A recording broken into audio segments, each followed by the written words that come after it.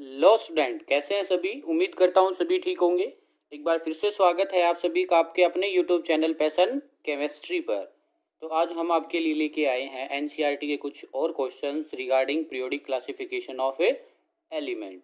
हम 2 सेशन कर चुके हैं क्वेश्चन के रिगार्डिंग। आज और क्वेश्चन डिस्कस करने वाले हैं। आपके एग्जाम में कैसे क्वेश्चन पूछे जाते हैं उसके बारे में आपको इससे आइडिया आएगा कि आपके जो एग्ज़ाम में है किस टाइप से क्वेश्चन पूछे जाएंगे। ठीक है, आपको कैसे उसको सोल्व करना है, क्या लैंग्वेज लिखनी है एंड सो ऑन।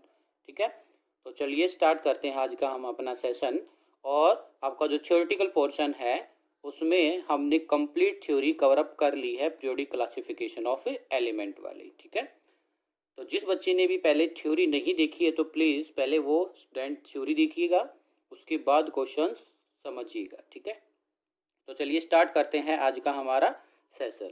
तो देखिए आपका एक क्वेश्चन है जो आपसे कह रहा है ये, which property do all element in the same column of periodic table as boron have in common.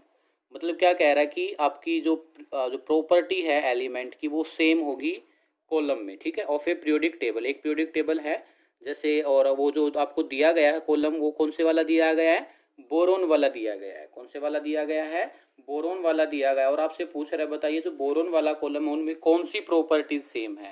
Is that clear. आपसे क्वेश्चन ये कर रहा है कि जो बोरोन वाला कॉलम है उनमें जो प्रॉपर्टीज है वो कौन सी कॉमन है, सेम है।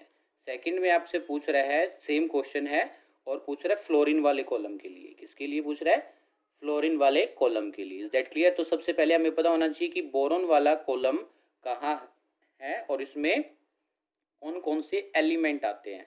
एलिमेंट ना पता हो इट्स ओके, आपको ये पता होना चाहिए कि बोरोन का एटॉमिक नंबर कितना है, फ्लोरीन का एटॉमिक नंबर कितना है और उसकी इलेक्ट्रॉनिक कॉन्फ़िगरेशन क्या है। Is that clear. तो जैसे मैंने आपको पहले भी बताया था कि आपको 20 तक तो जो है एटॉमिक नंबर टेस्ट पर लर्न होने चाहिए। तो बात करते हैं बोरोन की। तो मैं आपको बताता हूँ बोरोन का जो एटॉमिक नंबर होता है बेटा जी वो 5 होता है। कितना होता है, 5। और जो फ्लोरीन है उसका एटॉमिक नंबर होता है 9। और इसकी इलेक्ट्रॉनिक कॉन्फ़िगरेशन आपको पता है, बहुत अच्छे से लिख सकते हो आप, 2 and 3, 2 and 3। और इसकी कॉन्फ़िगरेशन क्या होगी, 2 and 7, 2 and 7। तो देखो इसकी जो आउटर मोस्ट सेल है उसमें कितने इलेक्ट्रॉन है, 3। आउटर मोस्ट सेल है कितने इलेक्ट्रॉन है, 7। इसको देखो क्या इसके पास पॉसिबिलिटी, या तो ये 5 इलेक्ट्रॉन्स को गेन कर लिया, 3 इलेक्ट्रॉन्स को क्या कर दे, लॉस कर दिया। अगर 3 इलेक्ट्रॉन्स को लॉस कर देगा तो इसकी आउटर में कितने बन जाएंगे, 2। ठीक है, डबलेट रह जाएगा जो कि स्टेबल हो जाता है, फुल फील्ड कॉन्फ़िगरेशन हो जाती है। इसके लिए क्या है, ये 1 इलेक्ट्रॉन्स को गेन करके कैसा बन जाए, 8, यानी कि अपना ऑक्टेट पूरा कर ले। याद कीजिए मैंने वो वहाँ पर आपको सिखाया था ऑक्टेट रूल। तो ऑक्टेट रूल क्या कहता है, कुछ कंपाउंड एक्सेप्शन है जैसे सेकेंड पीरियड वाले। ठीक है, उसमें क्या कहता है कि ऐसे एलिमेंट जिनकी आउटर मोस्ट सेल में 8 इलेक्ट्रॉन होते हैं वो मोस्ट स्टेबल होते हैं। That clear.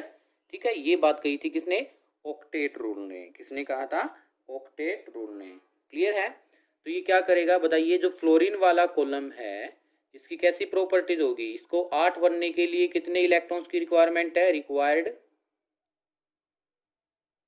1 इलेक्ट्रॉन्स। कितने इलेक्ट्रॉन्स की है, 1 इलेक्ट्रॉन्स। इसी के जस्ट बाद, फ्लोरीन के जस्ट बाद एटॉमिक नंबर होता है जो इसके नीचे होगा, क्लोरीन, जिसका एटॉमिक नंबर है 17।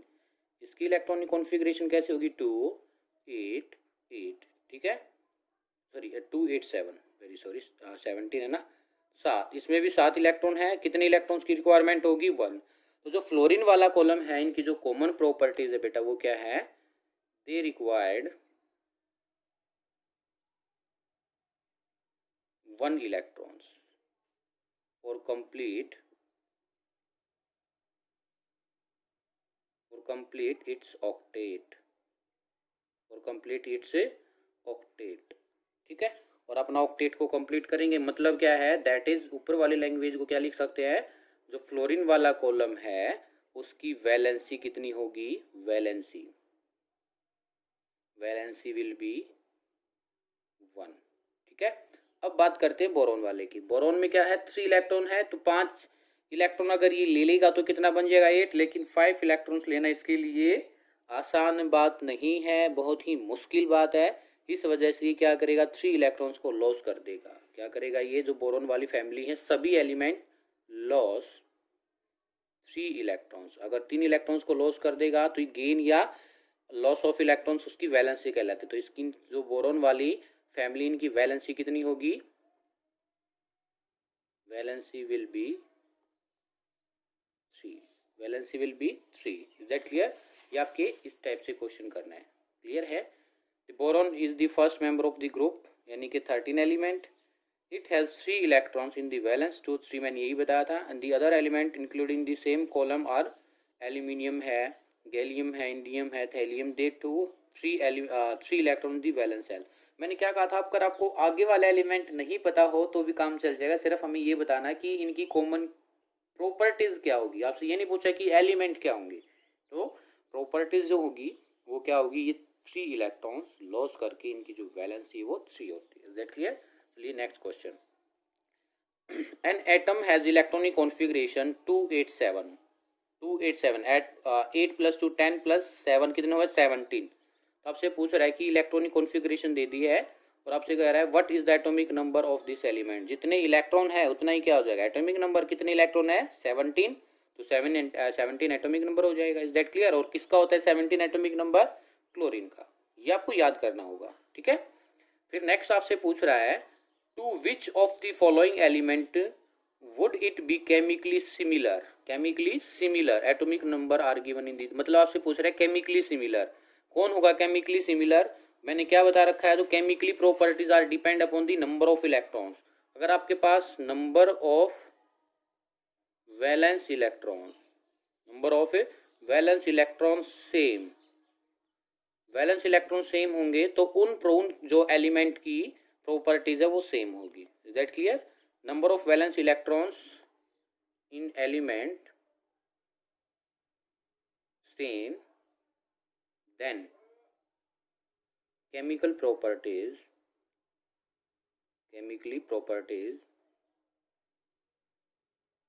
also same। क्योंकि केमिकल रिएक्शन में कौन पार्टिसिपेट करता है, केमिकल रिएक्शन में कौन पार्टिसिपेट करता है बताइए, केमिकल रिएक्शन में इलेक्ट्रॉन पार्टिसिपेट करते हैं, ठीक है। इलेक्ट्रॉन्स का लॉस या गेन होता रहता है केमिकल रिएक्शन में। Is that clear?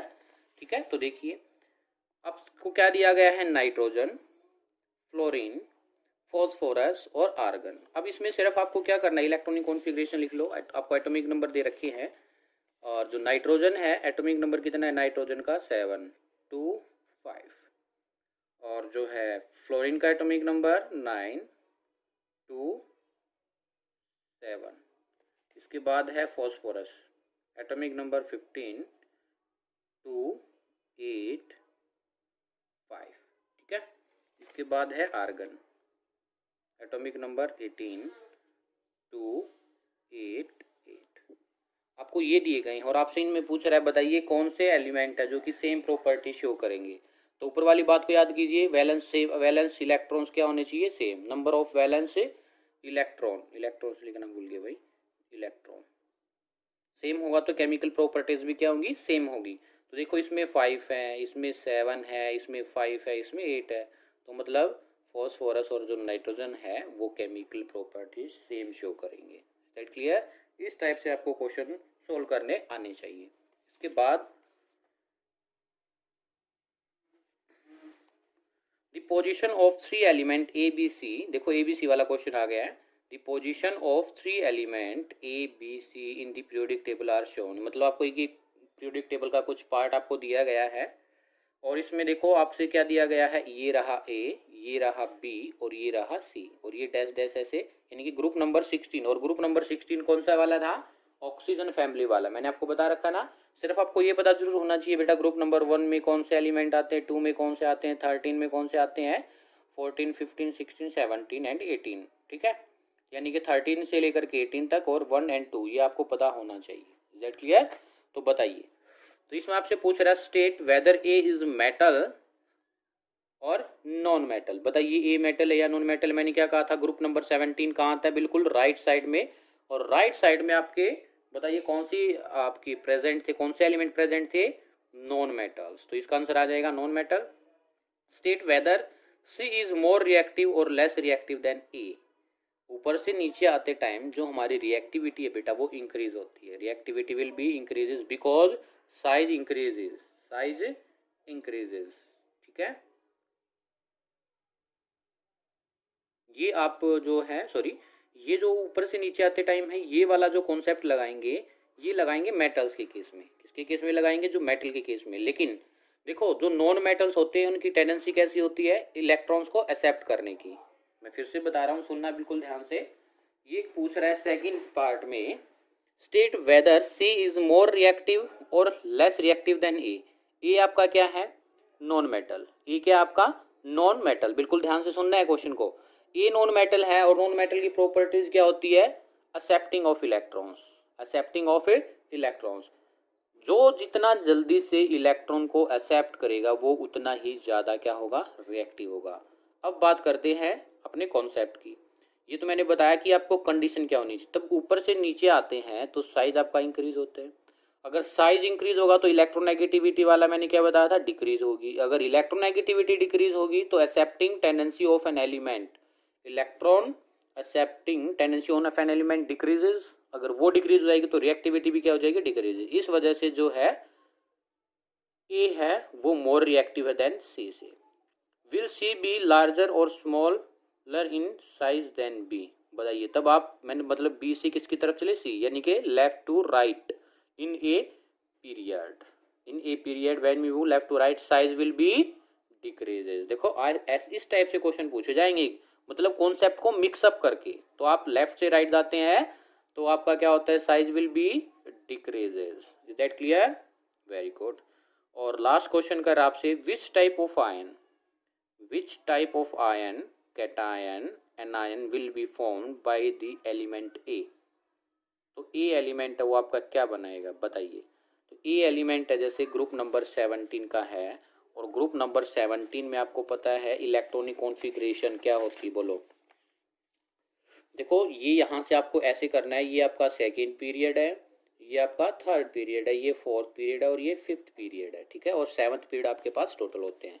तो थर्ड पीरियड में ए दिया गया तो मतलब जो ये ए है ये आपका होगा क्लोरीन, एटॉमिक नंबर 17 287, और इसको एक इलेक्ट्रॉन्स चाहिए तो एक इलेक्ट्रॉन्स गेन करके क्लोरीन किस फॉर्म में आ जाएगा? Cl negative. जो एलिमेंट जितने इलेक्ट्रॉन्स को क्या करता है? गेन करता है, उस पर उतना ही नेगेटिव चार्ज आ जाता है। तो नेगेटिव चार्ज आया ये, और नेगेटिव चार्ज आना जिस पर स्पीसीज को हम क्या कहते हैं? एनायन। तो क्या बनाएगा ये? एनायन। ठीक है, क्लियर है? तो समझ में आया ए क्या है? Non metal. A more reactive than C, C is larger than B, sorry C is smaller than B, यानी कि बी लार्जर देन सी। और क्या है? A form anion, A form anion. Is that clear? और question देख लेते हैं। Next question, nitrogen and phosphorus. Nitrogen atomic number 7 ऊपर भी कराया मैंने question, and phosphorus will be 15 atomic number, belong to group number 15 of the periodic table. Right there electronic configuration. ऊपर दिखाई गई थी इलेक्ट्रॉनिक कॉन्फ़िगरेशन आपको लिख के। What which of this will be more electronegative and why? तो मैंने देखो ये क्वेश्चन करा रखा है वैसे तो। देखो ये नाइट्रोजन की इलेक्ट्रॉनिक कॉन्फ़िगरेशन रही, ये रही फॉस्फोरस की। और आपको पता है नाइट्रोजन के जस्ट नीचे क्या आता है? फॉस्फोरस। और ऊपर से नीचे आते टाइम साइज क्या होता है? बोलिए। साइज इंक्रीज होता है और इलेक्ट्रॉन नेगेटिविटी डिक्रीज होती है। बस हो गया क्वेश्चन। इतने इजी क्वेश्चन है, बस आपको थ्योरी बहुत ही अच्छे से आनी चाहिए।